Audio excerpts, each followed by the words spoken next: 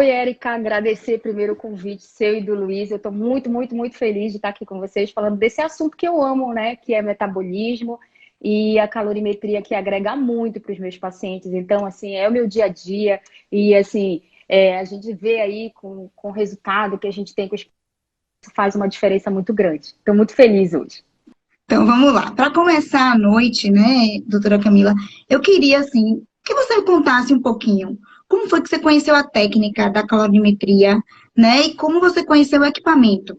Na realidade, assim, eu estava montando um laboratório de nutrologia avançada. E aí o meu objetivo sempre foi procurar algo seguro para dar mais informação aos meus pacientes. Então eu fiz uma pesquisa de mercado e aí vendo todos os aparelhos, eu vi a relação com custo-benefício e o quanto eu tinha segurança. Foi aí que eu encontrei o MDI, né, e o aparelho para que eu conseguisse realmente dar informações para o meu paciente com relação ao metabolismo dele. Porque a gente fica aí ouvindo, eu tenho metabolismo lento, isso é uma queixa muito comum no consultório. A maioria das pessoas se bloqueia muito por isso e chega assim, olha, doutora, eu não tenho resultado. O meu metabolismo é lento. Então, eu queria uma ferramenta, realmente, que pudesse me dizer como é que eu podia ajudar meu paciente, dando a informação correta para ele. E aí foi aí que eu encontrei vocês. Então, assim, a gente já entendeu que os benefícios para o paciente, os clínicos, sem dúvida, é muito bom. Mas como empresária, assim, da parte médica, você entende que esse equipamento, ele traz algum tipo de retorno? Como é que esse equipamento funciona dentro da sua clínica, assim, de diferencial para o seu paciente e para a clínica? Na realidade, eu acho assim, para a gente empreender hoje no Brasil, para a gente começar um negócio, a gente tem que começar fazendo algo diferente, né? Então, assim, para mim, eu tinha que mostrar algo que o mercado não tinha. Então, na minha região do Norte e Nordeste, eu fui foi o primeiro laboratório de nutrologia avançada do Norte e Nordeste.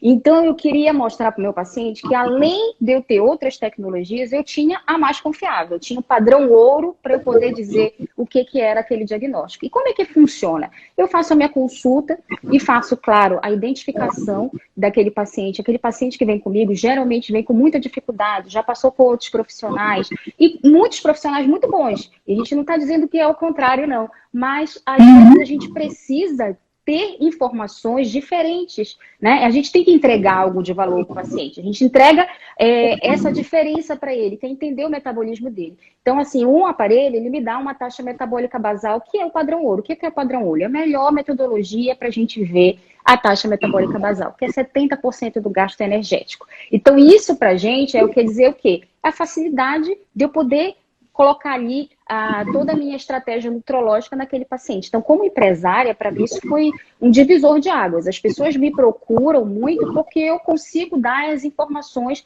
assim corretas, né? As informações diferentes que às vezes a gente não consegue, né, com outras tecnologias. Então, de certa forma, isso trouxe mais clientes para o seu consultório, com esse diferencial que você trouxe, com esse resultado do metabolismo, de você avaliar o metabolismo de forma precisa e individual, isso trouxe uma gama maior de clientes para você. É assim, claro, porque assim, hoje a gente trabalha muito, a gente sabe que a obesidade hoje a gente tem 50% da população com sobrepeso e com obesidade. Então, eu trabalho com obesidade, eu trabalho com ganho de massa muscular e trabalho com performance. Então, eu tinha que agregar informações nesse sentido, né?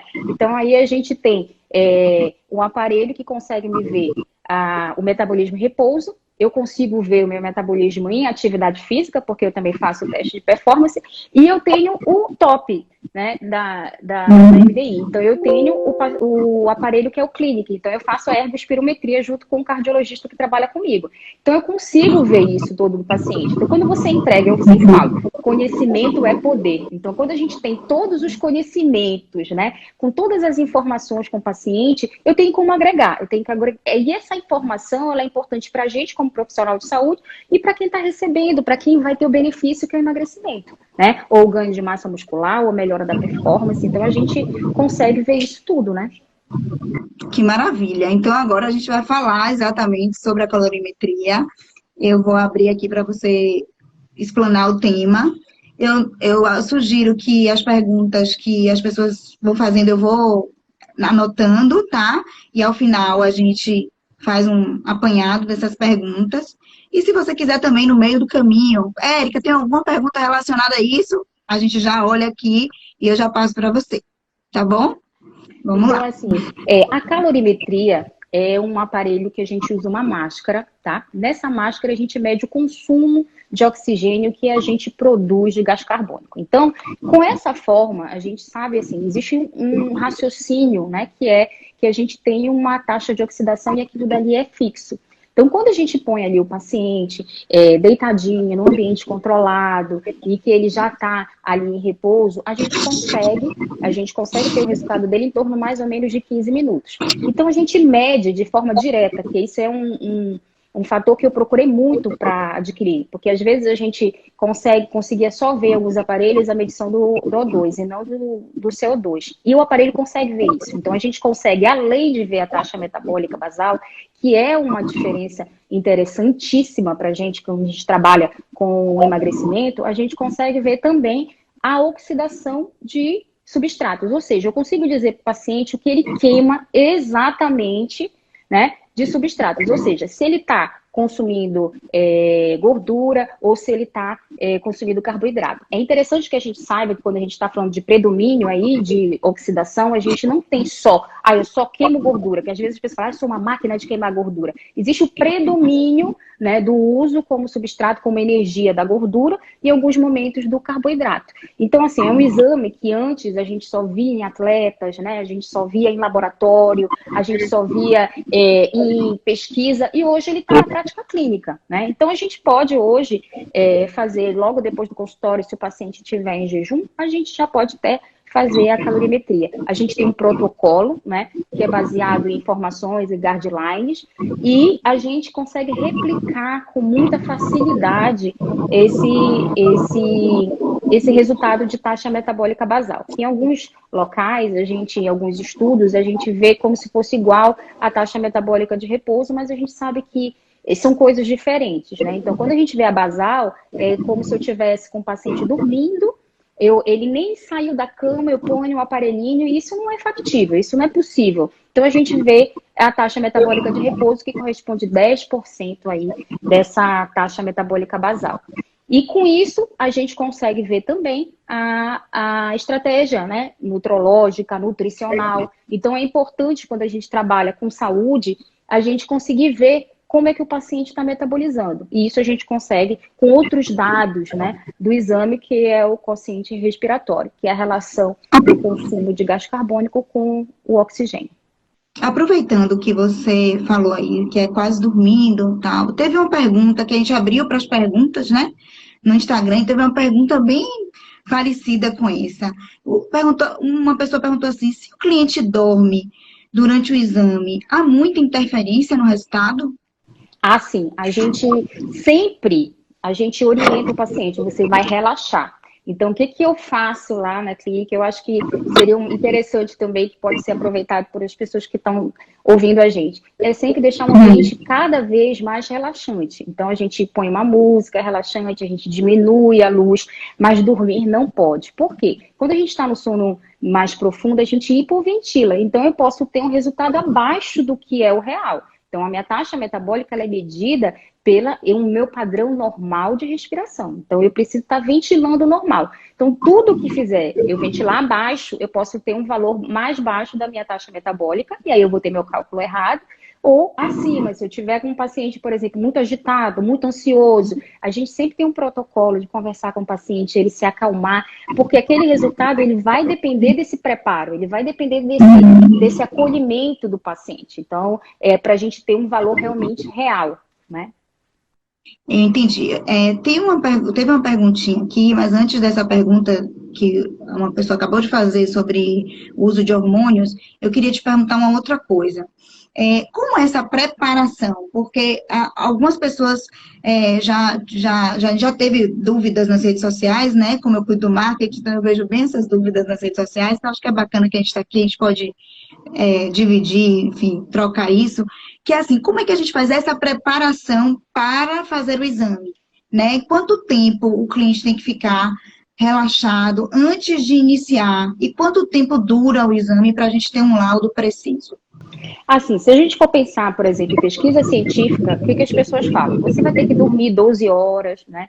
E você vai ter um repouso aí, pelo menos de 30 minutos antes do exame. A gente tem uma linha de pesquisa dentro do LabNutro, né? E a gente já fez pesquisas que já estão sendo aí colocadas em congressos com relação a esse tempo de preparação de 30 minutos para 15 minutos, e não teve diferença estatística nenhuma, tá? Então, a gente deixa o paciente em repouso, e quando a gente fala em repouso, a gente fala repouso até do celular, tá? Porque ficar agitado, tudo que agitar o paciente pode alterar a taxa metabólica. Então, durante esse período, o paciente relaxa, né?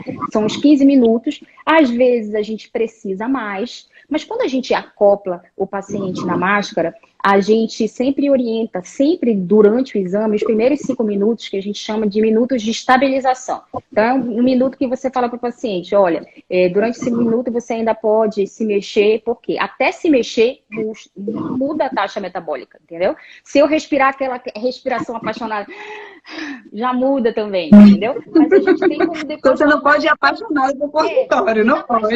Não pode. Agora, na véspera do dia dos namorados, vamos verificar para ver calorimetria. Então, eu sempre falo, olha, cuidado com aquela respiração apaixonada, que aquela, sabe, aquela puxada de respiração, isso também interfere. Então, a gente fala, respire normalmente. Então, esse respirar normal, né, ou pelo nariz ou pela boca, preferencialmente é o que o paciente acha melhor, a gente mantém ele desse jeito, né? E às vezes, o que é padrão? 15 minutos de repouso, como eu falei, a gente já fez estudos de 30 e 15, a gente tem o mesmo padrão de resposta, e a gente consegue ter resultado, né? Então, por exemplo, a gente vê também na literatura que a gente tem que ficar com o aparelho de calorimetria por 30 minutos. Então, a gente também já está numa linha de pesquisa que mostra que os 15 minutos que são sugeridos conseguem dar resultados muito semelhantes aos 30. Imagina a gente deixar o paciente respirando com a máscara durante 30 minutos, né? Eu acho que para trabalho de pesquisa é bem diferente. Mas para o consultório, para a importância clínica, para entregar esse resultado, 15 minutos é o suficiente. Teve uma pessoa que perguntou, em uso de hormônios anabólicos, o resultado da calorimetria pode ser influenciado? Pode. Se a gente já tiver ganho de massa muscular. Uma das coisas que mais interfere a taxa metabólica é o quê? A composição corporal. Quem tem mais músculo tem uma taxa metabólica maior. E é isso que a gente corre atrás do consultório. Cada vez mais as pessoas atrás de músculo. Eu sempre falo que músculo é vida, né? E a gente precisa cada vez ter mais músculo com saúde. Quando a gente usa o hormônio, né? O hormônio anabólico, muitas vezes a gente ganha edema. Quando você tem mais músculo, a chance de você ter uma taxa metabólica maior. Mas tem um trabalho que a gente sempre pesquisa muito sobre isso, porque é o nosso trabalho do dia a dia, que mostrou uns pacientes que tinham já deficiência de testosterona. Então, assim, não é a reposição de testosterona que faz a taxa metabólica aumentar, né? É músculo, tá? Então, a reposição de testosterona não mudou a taxa metabólica desses pacientes no intervalo de 3 semanas. Então, a gente precisa ver isso. Quando eu tenho uma mudança de composição corporal, eu posso sim ter um aumento da minha taxa metabólica, porque músculo, você acaba aumentando a sua taxa metabólica basal ou de repouso. Silvia perguntou aqui, o resultado muda com o passar do tempo ou é estático? Muda muito. Eu sempre falo isso, assim, com relação ao metabolismo, não existe diagnóstico definitivo. Porque as pessoas chegam assim, eu tenho metabolismo lento, doutora, ninguém resolve o meu problema. Não existe, eu tenho metabolismo lento. O que existe é, neste momento, o meu metabolismo está lento. Então, a gente pode ter, nesse momento agora, eu posso fazer uma calorimetria, eu posso malhar durante 2 meses e daqui a 60 dias o meu metabolismo pode estar melhor. Se eu ganhar massa muscular, né? Se eu mudar meu metabolismo, se eu mudar a minha dieta, porque aí eu já mudo a minha oxidação de gordura.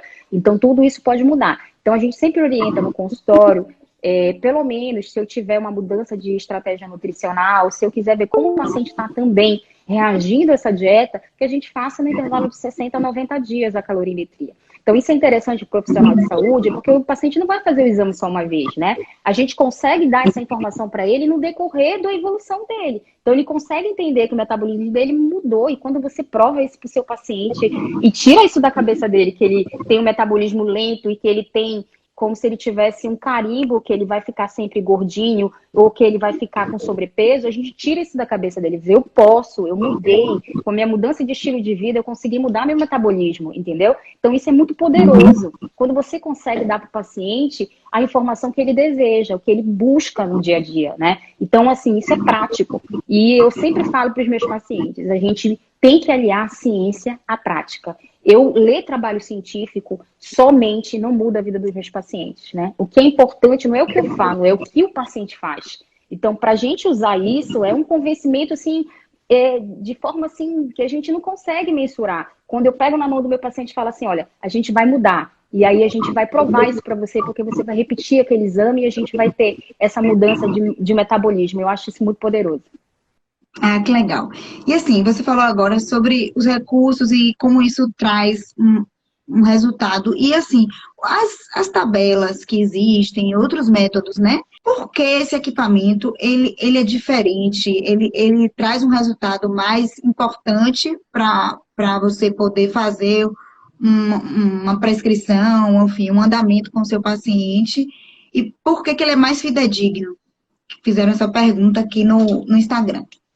Na realidade, todas as tabelas que a gente tem, a mais conhecida de Harris Benedict, elas são tabelas que foram feitas com pessoas, muitas vezes com peso normal e com estado de saúde preservado. Então, a gente não consegue jogar isso para várias situações no nosso dia a dia. Geralmente, a gente superestima, ou seja, o valor dessas equações, a gente acaba colocando uma taxa metabólica acima do que é desejado. Então, para a gente lembrar aí, são 7.700 calorias para a gente ganhar 1 quilo. A gente não precisa de muita caloria por dia para a gente ganhar 1 quilo por mês. Então, assim, mais ou menos 200 a 300 calorias por dia, eu posso fazer com o meu paciente um erro desse pequeno. As pessoas, mas é tão pequeno. Pequeno para quem? Pequeno para quem? Para quem está perdendo peso, 1 quilo é muita coisa. E 1 ano serão 12 quilos. Então, quando eu penso nisso, eu não penso no resultado que eu estou tendo com o meu paciente em 30 dias. Eu penso no decorrer do meu tempo. Então, assim, são 200 calorias hoje, 150 calorias amanhã, que eu consigo convencer meu paciente que às vezes eu tenho um limite muito pequeno, né, para que ele possa, às vezes, engordar. Por exemplo, a gente vê na bioimpedância. A bioimpedância, como é que ela faz, né? Eu tenho também bioimpedância no meu consultório, meus pacientes fazem bioimpedância, mas bioimpedância é para eu fazer o quê? Avaliação de composição corporal.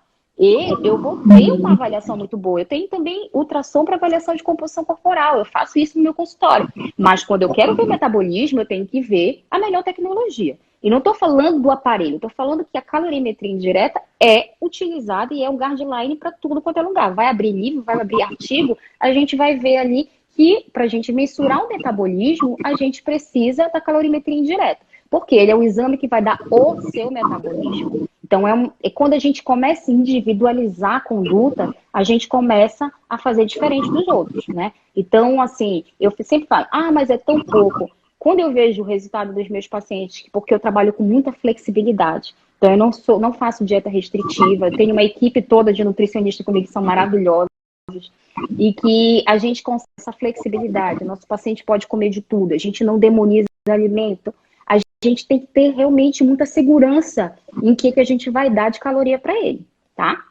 E quando a gente fala em emagrecimento, a gente fala em déficit calórico, ou seja, eu preciso estar com o meu equilíbrio ali, meu balanço energético negativo, e para isso eu preciso saber exatamente as calorias. Então, por isso que eu preciso da calorimetria indireta.